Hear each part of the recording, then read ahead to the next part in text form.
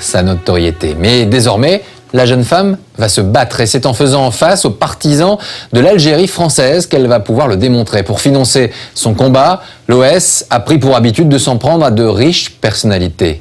Et Brigitte Bardot est sur la liste. Le 12 novembre 1961, Brigitte Bardot reçoit une lettre de l'OAS. L'organisation terroriste lui réclame la somme de 50 000 nouveaux francs. Elle était au top de la gloire que le général de Gaulle avait dit qu'elle rapportait plus de devises à elle toute seule à la France que la Régie Renault, etc. Donc évidemment, ça excitait beaucoup de convoitises. Sa réaction est immédiate.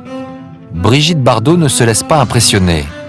Elle répond publiquement au chantage par une lettre publiée dans l'hebdomadaire L'Express. Fini pour elle d'être une victime.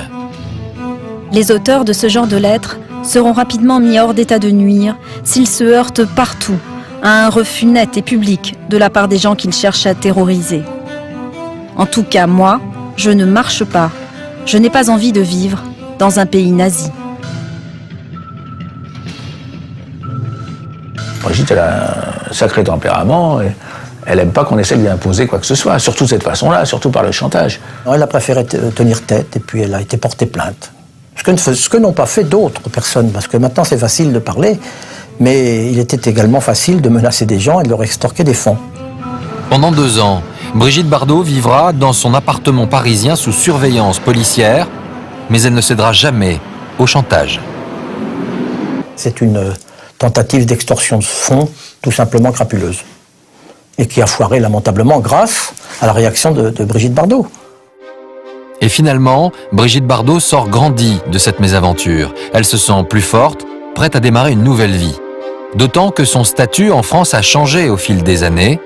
D'icône sulfureuse dans les années 50, elle est en train de devenir l'icône de la République.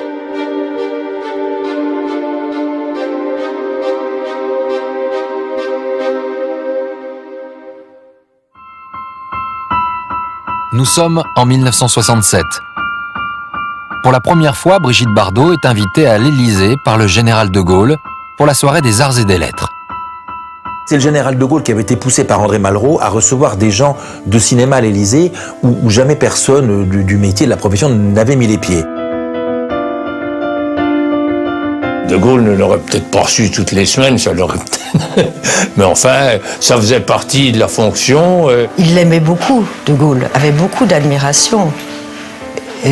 Pas seulement pour les devises qu'elle rapportait à la France. Madame de Gaulle, qui était tenante de valeurs plutôt conservatrices, n'était pas folle de Brigitte Bardot, qui, à ses yeux, menait une vie un petit peu agitée.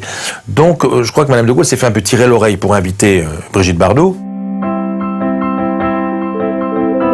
Elle est arrivée dans un splendide costume militaire avec des brandebourgs, des dorures, des galons.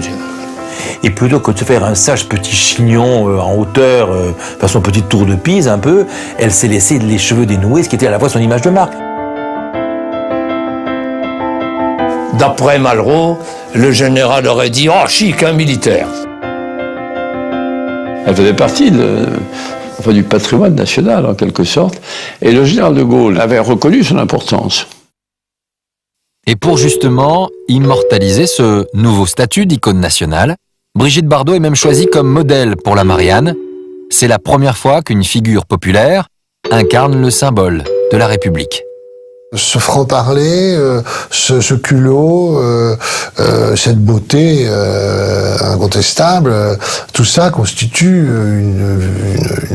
un symbole de la femme française comme on n'en a pas vu depuis longtemps. Oui, depuis pas. Surtout pour ses formes, c'est avantageuse. Pas la République, mais la Brigitte Bardot. Brigitte Bardot, c'est le cinéma. Et puis la France, c'est la France. Elle a incarné à ce moment-là la femme française dans ce qu'elle a de plus universel. À 32 ans, Bardot est enfin apaisée. Son nom n'est plus associé au scandale. Elle est désormais reconnue, respectée pour son talent et sa beauté.